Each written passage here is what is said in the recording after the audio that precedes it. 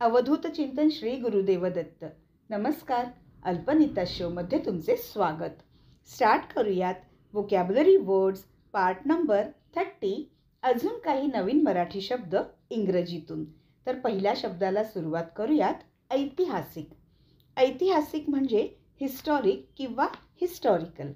ऐतिहासिक, हिस्टॉरिक किंवा हिस्टॉरिकल. ऐतिहासिक हा शब्द इतिहासाशी संबंधित असलेल्या किंवा भूतकाळाच्या संदर्भात महत्त्व असलेल्या एखाद्या गोष्टीचे वर्णन करण्यासाठी वापरला जातो. हे आपल्याला माहीतच आहे. पुढचा शब्द आहे ऐतिहासिकदृष्ट्या. ऐतिहासिकदृष्ट्या म्हणजे हिस्टॉरिकली. ऐतिहासिकदृष्ट्या म्हणजे हिस्टॉरिकली. उदाहरणार्थ आपण समजा कुठे फिरायला जातो आणि तिकडचे गाईड असतील तर ते आपल्याला सांगतात की असं बघायला गेलं तर ऐतिहासिकदृष्ट्या हिस्टॉरिकली ही वास्तू खूप जुनी आहे. बरोबर. पुढचा शब्द आहे ऐतिहासिकता. ऐतिहासिकता म्हणजे हिस्टॉरिसिटी. ऐतिहासिकता म्हणजे हिस्टॉरिसिटी. पुढचा शब्द आहे गगनभेदी म्हणजे बूमिंग किंवा थंडरस किंवा रिसाउंडिंग. म्हणजे काय एखादा धडाका होतो किंवा गर्जना होते त्याला म्हणतात गगनभेदी. आपण म्हणतो ना, अरे बापरे किती गगनभेदी आवाज झाला. सो गगनभेदी म्हणजे बूमिंग किंवा थंडरस किंवा रिसाउंडिंग. ठीक आहे. पुढचा शब्द आहे गगनचुंबी म्हणजे हाय राईज किंवा स्काय हाय किंवा टॉवरिंग. ठीक आहे. म्हणतो ना, अरे बापरे मुंबईला किती गगनचुंबी इमारती आहेत. किती इमारत अशा आहेत, बिल्डिंग्स आहेत ज्या गगनचुंबी आहेत. सो गगनचुंबी म्हणजे हाय राईज किंवा स्काय हाय किंवा टॉवरिंग. पुढचा शब्द आहे गगनचुंबी इमारत. मगाशीच मी म्हटलं तसं. सो गगनचुंबी इमारत म्हणजे अ स्काय स्कीपर किंवा अ हाय राईज. ठीक आहे. गगनचुंबी इमारत म्हणजे अ स्काय स्कीपर किंवा अ हाय राईज. पुढचा शब्द आहे जन्मगाव म्हणजे वन्स नेटिव्ह प्लेस. जन्मगाव म्हणजे वन्स नेटिव्ह प्लेस. उदाहरणार्थ आपल्याला माहीतच आहे की एखादे शहर किंवा क्षेत्र त्यामधील एखादी व्यक्ती आहे आणि विशेषतः ज्यामध्ये त्यांचा जन्म झाला. ठीक. तर जन्मगाव म्हणजे एखादे शहर किंवा क्षेत्र त्यामधील एखादी अशी व्यक्ती आहे आणि विशेषतः ज्यामध्ये त्यांचा जन्म झाला. सो त्याला म्हणतात जन्मगाव. सो जन्मगावला इंग्रजीमध्ये म्हणतात वन्स नेटिव्ह प्लेस. पुढचा शब्द आहे जन्मजात म्हणजे इनहेरंट किंवा इनबॉर्न किंवा नॅचरल. म्हणजे काय जन्मजात म्हणजे काय की मूळचा किंवा जन्मापासूनचा. ठीक आहे. एखाद्या व्यक्तीला शरीरावर असा कुठे डाग वगैरे असला, हातावर एखादा असा काळा डाग असला तर आपण विचारतो की अरे हे काय झालं. तेव्हा ती व्यक्ती सांगते की अरे हे मला ना जन्मजातच आहे. सो जन्मजात म्हणजे इनहेरंट किंवा नॅचरल किंवा इनबॉर्न. हां किंवा जन्मापासूनचा. सो लक्षात ठेवा मित्रांनो, जन्मजात या शब्दाचा अर्थ आपल्याला जसं वाक्य सुटेबल होतं त्याप्रमाणे वापरू शकतो. इनहेरंट वापरू शकतो, इनबॉर्न वापरू शकतो किंवा मूळचा किंवा जन्मापासूनचा. ठीक आहे. पुढचा शब्द आहे जन्मजात योग्यता असलेला म्हणजे नॅचरल. एखादी व्यक्ती खूप हुशार असते. छोटं बाळ म्हणजे छोटी मुलं, लहान मुलं खूप हुशार असतात. मुलगा किंवा मुलगी. तेव्हा आपण म्हणतो की अरे बापरे, आपल्याला आश्चर्य वाटतं की अरे बापरे किती हुशार आहे. तेव्हा त्याची आई किंवा वडील सांगतात की अरे हा जन्मजातच असा, ह्याला जन्मापासूनच एवढा हुशार आहे तो म्हणजे. सो जन्मजात योग्यता असलेला म्हणजे नॅचरल. ठीक आहे. मित्रांनो, मराठी शब्द असंख्य आहेत आणि इंग्रजी शब्द आपण त्यानुसार वापरायचे. जो शब्द त्या वाक्याला सूट होतो त्याप्रमाणे इंग्रजी वापरायचा. ठीक आहे. शब्द पुढचा शब्द आहे मालिश. मालिश म्हणजे मसाज. ठीक आहे. लहान बाळाला मालिश करतात ना. सो मालिश म्हणजे मसाज. मालिश करणे म्हणजे टू मसाज किंवा टू गिव्ह अ मसाज. मालिश करणे म्हणजे टू मसाज किंवा टू गिव्ह अ मसाज. पुढचा शब्द आहे मालिश करणारा म्हणजे अ मॅसर. ठीक आहे. मालिश करणारा म्हणजे अ मॅसर. पुढचा शब्द आहे लकब. लकब म्हणजे ॲसेंट किंवा मॅनरिझम. ठीक आहे, म्हणजे एखाद्या व्यक्तीला बोलण्याची किंवा वागण्याची लकब असते. आपण काही वेळेला असं वाटतं ना की अरे हा किती मस्त बोलतोय, ह्याचं वागणं किती छान आहे, ह्याची चालण्याची लकब, ह्याचं बोलण्याची लकब किती छान आहे. ठीक आहे, सो लकब म्हणजे ॲसेंट किंवा मॅनरिझम, म्हणजे बोलण्याची किंवा वागण्याची लकब. ठीक आहे, पुढचा शब्द आहे लकलकणे, म्हणजे टू ग्लिटर किंवा टू स्पार्कल. लकलकणे म्हणजे टू ग्लिटर किंवा टू स्पार्कल.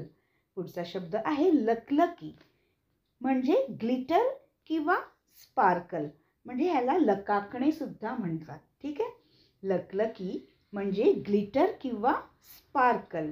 सो सेम शब्द आहेत हा, लकलकणे आणि लकलकी, म्हणजे त्यानुसार आपण इंग्रजी शब्द वाक्यात वापरायचा. पुढचा शब्द आहे लकाकी. लकाकी म्हणजे शाईन किंवा ब्राईटनेस किंवा ग्लो.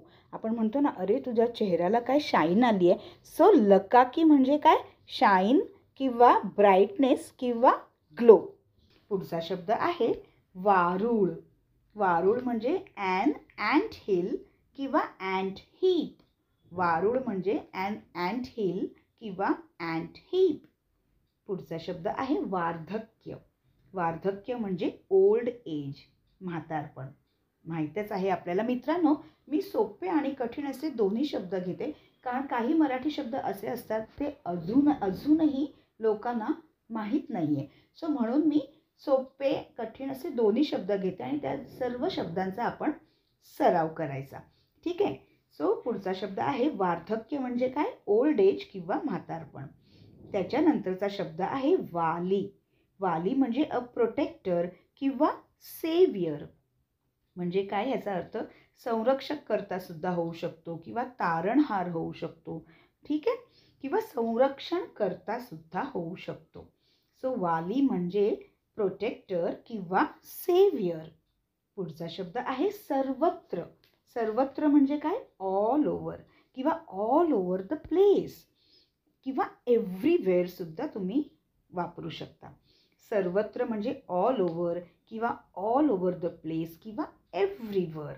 पुढचा शब्द आहे सर्वत्र असणारा किंवा सर्वत्र आढळणारा. तर ह्याला म्हणतात प्रेझेंट एव्हरीवेअर. काय म्हणतात, प्रेझेंट एव्हरीवेअर, म्हणजे काय, सर्वव्यापी सुद्धा आपण त्याला म्हणू शकतो. ठीक आहे, आणि काही वेळेला ओमनी प्रेझेंट असा शब्द सुद्धा लोक वापरतात, पण आपण सोपा शब्द सुद्धा हा वापरू शकतो. सर्वत्र असणारा किंवा सर्वत्र आढळणारा म्हणजे प्रेझेंट एव्हरीवेअर. पुढचा शब्द आहे सर्वत्र पसरलेला. सर्वत्र पसरलेला म्हणजे वाईड स्प्रेड. सर्वत्र पसरलेला म्हणजे वाईड स्प्रेड. नेक्स्ट, स्थगिती. स्थगिती म्हणजे अजर्नमेंट. याच्यात डी हा शब्द स्पेलिंगमध्ये आहे तो सायलेंट असतो. ठीक आहे, त्या शब्दाचा उच्चार करायचा नाही. सो स्थगिती म्हणजे अजर्नमेंट किंवा स्टे, एखाद्या कार्याला स्थगिती आणणे. ठीक आहे, स्थगिती, पुन्हा एकदा प्रोनाउन्सिएशन ऐका. स्थगिती म्हणजे अजर्नमेंट किंवा स्टे. पुढचा शब्द आहे स्थगित करणे, म्हणजे टू अजर्न. ठीक आहे, डी हा ड उच्चार वापरायचा नाही स्पेलिंग बघाल तर. सो स्थगित करणे म्हणजे टू अजर्न किंवा टू कॉल ऑफ, म्हणजे बंद करणे. ठीक आहे, पुढचा शब्द आहे हास्यचित्र, म्हणजे अ कार्टून किंवा कॅरिकेचर. आता ह्याला कॅरिकेचर बोलायचं नाही, मी मुद्दाम म्हटलं कॅरिकेचर. ह्याच्यात सुद्धा री नाही बोलायचं, तर काय बोलायचं आपण, कॅरिकेचर. ठीक आहे, सो कोणी कॅरिकेचर सुद्धा वापरतात, पण ते मी मुद्दाम म्हटलं की ॲक्च्युली कॅरिकेचर हा शब्द नाही आहे, कॅरिकेचर आहे. ठीक आहे, सो हास्यचित्र म्हणजे काय, अ कार्टून किंवा कॅरिकेचर. ह्याला व्यंगचित्र असेही म्हणतात. ठीक आहे, पुढचा शब्द आहे हास्यचित्रकार. हास्यचित्रकार म्हणजे अ कार्टुनिस्ट. हास्यचित्रकार, अ कार्टुनिस्ट. पुढचा शब्द आहे हास्यमुख, म्हणजे चिअरफुल. हास्यमुख म्हणजे चिअरफुल. एखाद्या व्यक्तीचा चेहराच असा असतो की चेहरा बघून आपल्याला असं वाटतं की अरे किती छान, एकदम असं म्हणजे चेहऱ्यावर नेहमी स्मित आहे. सो हास्यमुख म्हणजे काय? चिअरफुल. पुढचा शब्द आहे हास्यस्फोट म्हणजे अ बर्स्ट ऑफ लाफ्टर. हास्यस्फोट म्हणजे अ बर्स्ट ऑफ लाफ्टर. त्याच्यानंतरचा शब्द आहे हास्यकारक किंवा हास्यजनक म्हणजे कॉमिक म्हणू शकतो किंवा कॉमिकल किंवा लाफेबल. ठीक आहे. हास्यकारक किंवा हास्यजनकला काय म्हणू शकतो इंग्रजीमध्ये? कॉमिक किंवा कॉमिकल किंवा लाफेबल. आणि पुढचा शब्द आहे हास्यकल्लोळ म्हणजे काय? अ बर्स्ट ऑफ लाफ्टर म्हणजे काय? हास्याचा एक स्फोट. हास्यकल्लोळ म्हणजे अ बर्स्ट ऑफ लाफ्टर किंवा हास्याचा एक स्फोट. मित्रांनो, या छानशा शब्दांची मराठीतून आणि इंग्रजीतून दोन्हीतून प्रॅक्टिस करा. व्हिडिओ पुन्हा पुन्हा बघा आणि चॅनलवर जर नवीन असाल तर चॅनलला सबस्क्राईब आत्ताच करा. शिवाय बेल आयकनसुद्धा प्रेस करा. ठीक आहे. चला तर आता वेळ झाली आहे एक रॅपिड फायर राऊंडची. ठीक आहे. तुम्हीसुद्धा पटापट शब्द बोलत जा. पहिला शब्द घेऊयात. ऐतिहासिक, हिस्टॉरिक.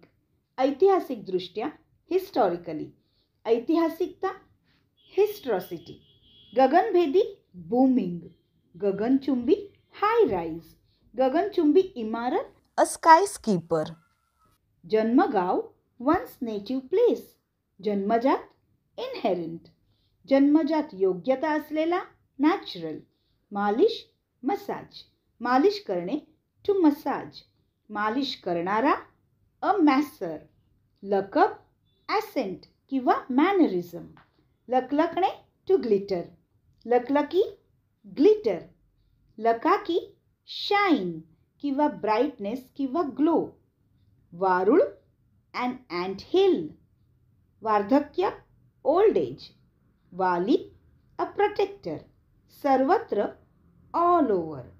सर्वत्र असणारा किंवा आढळणारा, प्रेझेंट एव्हरीवेअर. सर्वत्र पसरलेला, वाईड स्प्रेड. स्थगिती, अजर्नमेंट. स्थगित करणे, टू अजर्न. हास्यचित्र, अ कार्टून. हास्यचित्रकार, अ कार्टूनिस्ट. हास्यमुख, चिअरफुल. हास्यस्फोट, अ बर्स्ट ऑफ लाफ्टर. हास्यकारक किंवा हास्यजनक, कॉमिक किंवा कॉमिकल. हास्यकल्लोळ, अ बर्स्ट ऑफ लाफ्टर. चला तर हा व्हिडिओ आपल्या मित्रमैत्रिणींना, आपल्या जवळच्यांना शेअर करा. पुन्हा एकदा सांगते, चॅनलवर जर नवीन असाल तर चॅनलला सबस्क्राईब आत्ताच करा. शिवाय बेल आयकनसुद्धा प्रेस करा म्हणजे येणाऱ्या नवीन व्हिडिओचं नोटिफिकेशन तुम्हाला लगेच मिळेल. पुन्हा भेटूयात अल्पनेता शोच्या व्होकॅब्युलरी वर्ड्स पार्ट नंबर 31 मध्ये अजून काही नवीन मराठी शब्द इंग्रजीतून घेऊन. धन्यवाद.